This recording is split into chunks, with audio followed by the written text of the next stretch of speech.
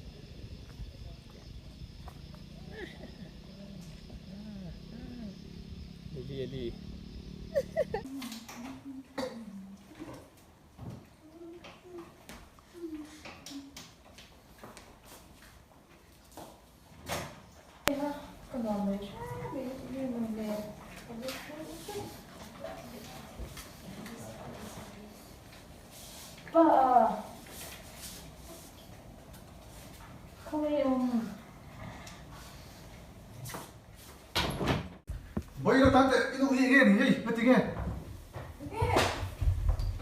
oi no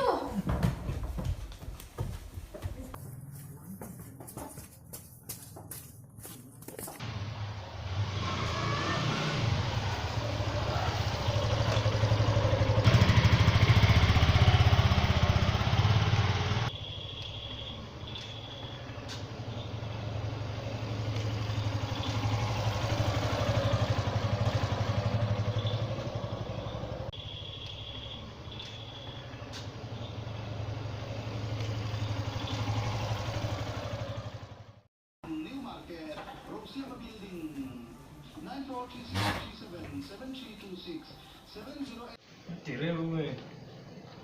nghe đâu chị đùa Cảm ơn đồ. mà như mình có tình nhà Được hoàn như mình mổ. À, các bạn 이제 한가 오지나 같이 먹고 있다네요.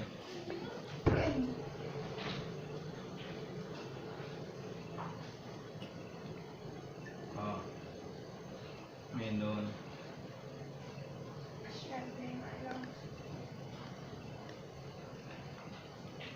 nghe hey hey lu hi ni reng hi Ồ. hết tiếng hian kinh dân tên bên ai hi Mình mới là mấy cái món gì đâu. rin le la ni lau ha chiang be kha Còn lên bây giờ không có hổ đấy luôn. đủ le ko la tiếng ni sang pe lo chen Anh chơi đủ mô.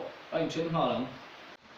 ri ru van cheta latinge kanuna hian heng song song hi thlen bi min mga em tu kanui min bawra sana ka mga em min midang min kopsan boka kanuna hian in mutuan tling aron thlin te thei law pathian poi om tak tak law ni he Om ni sela mi chan pui ve tu.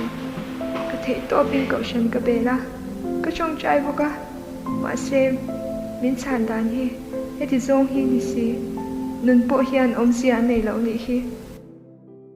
Hey zanina kan member kan chanu ni bok win fili birthday long dura ni za kan khom the hi along oma within kan hu thai ber kha kan mo for ma chawani ti sha a kan la ti ko a chaone. Happy birthday